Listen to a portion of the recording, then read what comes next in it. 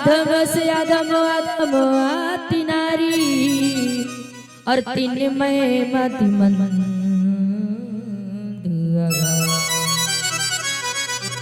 अधम से अधम अधम अति नारी। मैं नीच नीच से कुल की हूँ। सरकार को कुटिया के अंदर ले जा करके और साफ सफाई की और हाथ जोड़ करके सबरी बैठ गई। मैं अधम से अधम जो नीच से नीच कुल की होती मैं उस जाति की नारी हूँ। शबरी ने जैसे इतनी बात कही लेकिन सरकार को अपनी कुटिया में तो बिठाया। अधम से अधम जाति की भीलिनी जिसे कहा जाता है, भील जाति की है, सरकार कोई जाति नहीं देखता है। कंधों से ऊंची छाती नहीं होती और धर्म से बढ़कर कोई जाति नहीं होती। तेल ही नहीं बचा तो बातें का क्या करेंगे और धर्म ही नहीं बचा तो जाति का क्या करेंगे। परमात्मा ऊंच नीच जाति विवाद नहीं करते। किस कास्ट की है, किस कुल की है, क्या जाति है, भगवान ये नहीं देखता है। परमात्मा तो सिर्फ क्या देखता है कि भक्त मेरी भक्ति कैसे करता है, भगवान ये देखता है। शबरी ने कहा अधम से अधम मैं कुल की नारी हूँ, भील जाति की मैं हूँ। और भगवान ने कहा शबरी मैं ये नहीं देखता कि वो किस जाति का है भक्त और किस कुल का है, मैं ये नहीं देखती। मैया ने जैसे इतनी बात कही प्यारे, उसी क्षण शबरी मैया दौड़ करके गई बेरों की बगिया से जा करके सुंदर सुंदर बेरों को चक करके आज मैया शबरी डलिया में रख करके चुन करके लेके आई है। चुन करके ले करके जिस समय आई प्यारी सरकार के सामने रख दिया और सरकार से हाथ जोड़ करके कहने लगी है प्रभु ये ही मेरे पास में खाने के लिए है और तो मेरे पास कुछ भी नहीं है। प्रभु ने कहा शबरी आओ बैठो और शबरी के पास में बैठ करके परमात्मा उन सुंदर से वेर को भगवान चखने लगे, खाने लगे। शबरी के जूठे जो भील जाति की शबरी है उस शबरी के हाथों से टोकरी लेकर के वो फल खाने प्रारंभ कर दिए। बेर, अच्छा बेर किसने किसने खाई हाथ उठाओ। खाए ना, स्वादिष्ट लगते हैं, स्वादिष्ट लगते हैं, बहुत मीठे होते हैं। तो शबरी ने क्या किया, अब भैया लोग नहीं जानते पर कोई बात नहीं, जान जाएंगे आप लोग भी और होते होंगे पर भैया के यहाँ कुछ और कहा जाता होगा अपनी भाषा में। लेकिन वो जो बेर थे बड़े स्वादिष्ट थे और शबरी भील जाति की जो शबरी है उसने चक करके ले करके आई और प्रभु श्री राम जी को दिए। श्री राम जी ने बड़े सुंदर से उन बेरों को खाया, जूठे बेर, और जैसे ही मुख में लगाया और खाया लक्ष्मण से कहा भैया तू भी देख कितना सुंदर स्वाद है, स्वाद है इनमें, बहुत स्वाद है। सबरी एक टकटकी लगा करके परमात्मा की ओर देख रहे कि मेरे जूठे बेर मेरे ठाकुर जी पार पवाने वाला होना चाहिए, ठाकुर जी क्या नहीं पाते। सोने वाले सुलाने वाले होने जी ठाकुर जी कैसे सोते, खिलाना वाला होना चाहिए तो ठाकुर क्या नहीं खाते। भगवान सोते भी हैं खाते भी हैं,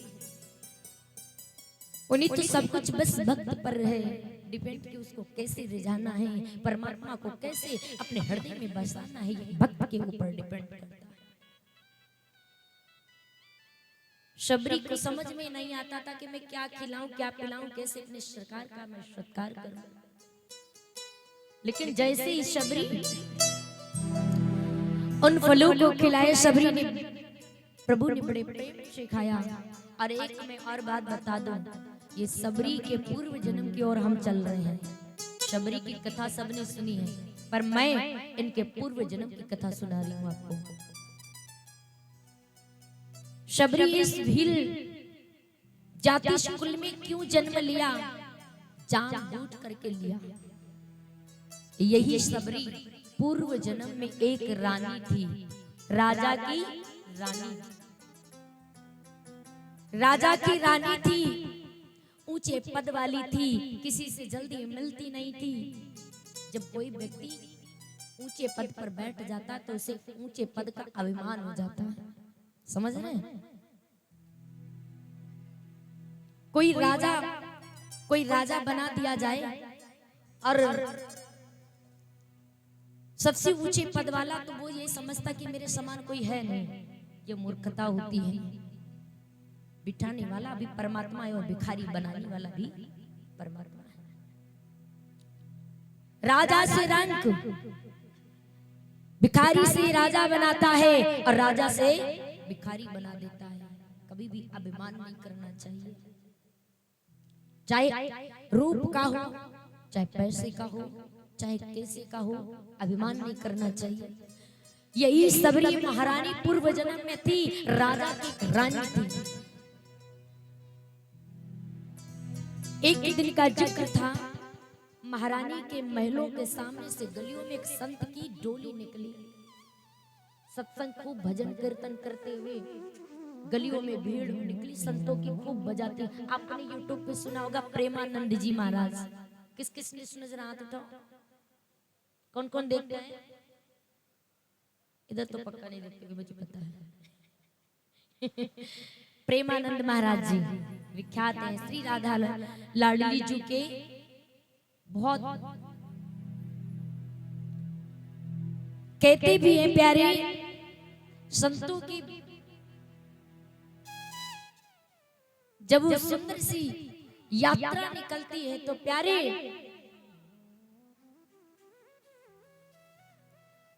तो महारानी अपनी अटारी के ऊपर से, महारानी अपनी अटारी के ऊपर से खिड़की से झांक कर देखने लगी। ध्यान दीजिए कथा पर, इधर उधर को मुंडी मत हिलाओ, नहीं हिम हिले जाएंगे। सिर्फ कथा पर ध्यान होना चाहिए, फोकस कथा पर करिएगा। आने वाले आ जाएंगे, बैठ जाएंगे, आपको जरूरत नहीं। जो निकल जाएगी कथा पर वो वापस नहीं आ रही है, तो जो आ रहा है वो वहीं पे बैठेगा। ध्यान दीजिए कथा पर। तो शबरी मैया पूर्व जन्म में महारानी अटारी के ऊपर से खिड़की थी, तो संतों की बहुत सुंदर सी यात्रा जा रही थी। भजन भजन करते हुए संत महाराज जा रहे थे। तो संत महाराज की बहुत सुंदर सी यात्रा निकल रही थी। तो महारानी के मन में लगा कि मैं भी नीचे होती तो मैं भी संत की इस सुंदर भीड़ में शामिल हो जाती। तो महारानी ने ऊपर अटारी से खिड़की से झांक कर देखा। उनका मन लग गया कि काश मुझे भी संतों के दर्शन हो जाते। तो महाराज ने कहा, महारानी क्या देख रही हो?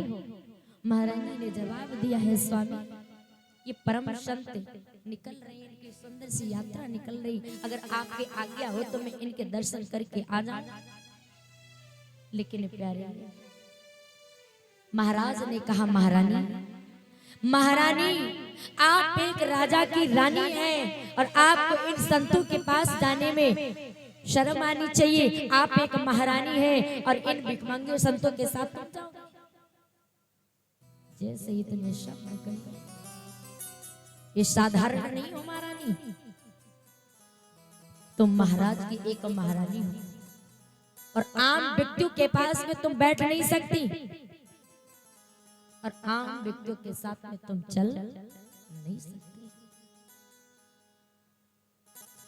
उनके मन में भक्ति भावना थी मैया के अंदर, लेकिन महाराज जब ऐसे बोल पड़े कि तुम एक आम व्यक्ति के पास जाकर मिल नहीं सकती, आम व्यक्ति के पास बैठ नहीं सकती, आम व्यक्ति के साथ जा नहीं सकती, महारानी को बहुत बुरा लगा।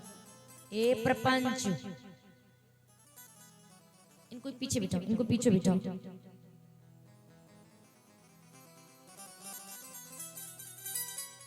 महारानी ने जवाब दिया, ऐसे पद का क्या जो भक्ति से दूर करे, ऐसे पद का क्या जो संतों को मिलने ना दे, ऐसे पद का क्या जो हम किसी से मिल ना सकते, ऐसे पद का मैं क्या करूंगी।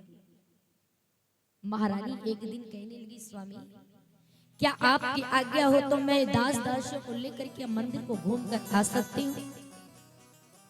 महाराज ने कहा, ठाठ से जाओ महारानी, 2-4 रथों को ले लो, दास दासियों को ले लो और ठाठ से जाओ महारानी, तुम एक महाराज की महारानी हो। दास दासियों को ले लिया और चल पड़ी मंदिर के सामने सुंदर सा घूमने के लिए। एक जंगल में एक सुंदर सा संतों का डेरा था, संत महात्माओं का मंदिर था। तो वहीं पर बैठ करके संत महात्मा संकीर्तन क्या करते थे, तो घंटा बजता था, संत महात्मा सुंदर की कथा सुनाते थे। तो एक दिन ऐसा हुआ कि महारानी जाकर के देखा कि पास में मंदिर है और संतों का बहुत झुंड बैठा है, समाज बैठी हुई। तो वही संत महाराज के झुंड में महारानी ने सोचा, मैं भी जाऊं कथा सुनूं, मेरा मन लग रहा है। महारानी ने दासियों से कहा, तुम यहीं ठहरो और मैं अभी आ रही हूँ। दासियों को दूर मंदिर के पास खड़ा कर दिया, रथ के पास में, और महारानी जाकर के संतों के झुंड में बैठ गई। और संतों के झुंड में महारानी बैठ गई तो सुनते सुनते जो कथा सुनने के लिए बैठते थे, संत महात्मा उनको कथा सुनाते थे। अब भीड़ों पर भीड़ ज्यादा इकट्ठा हो गई, तो जो आए तो कहते, बाबा थोड़ी कथा और बढ़ा देना। तो दूसरा व्यक्ति आए, बाबा थोड़ा और बढ़ा देना। अब करते करते क्या हुआ, संध्या हो गई। अब जब कथा सबको इतनी सुंदर लगने लगी तो सुनते सुनते समय का कोई याद नहीं रहा। महारानी को कब घर जाना है, क्या करना है, उन्होंने कहा था मैं थोड़ी देर बाद आ जाऊंगी। दास दासी वहां वेट कर रहे, देख रहे बहुत समय हो गया, सुबह से शाम होने वाली है, महारानी अभी नहीं आई। पर महारानी इतना भक्ति में लीन हो गई कि उनका समय का कोई पता ही नहीं चला कि हमें घर भी जाना है। शाम हो गई, महारानी ने जब समय देखा, कथा समाप्त हो गई, तो देखा कि कथा में इतना लीन हो गई कि उन्हें शाम का पता नहीं लगा। लेकिन जैसे ही शाम हुई, कथा समापन हुई, दौड़ करके रथ पर बैठी और अपने महलों की ओर प्रस्थान किया। महाराज देखा महारानी को इतना समय हो गया, अभी लौट कर क्यों नहीं आई। बहुत से दासों को भेजा, पता करके आओ महारानी कहाँ चली गई। तब तक महारानी महलों में आ गई। महारानी महलों में आ गई। महाराज ने कहा, महारानी इतना विलंब कहाँ रुक गई थी तुम।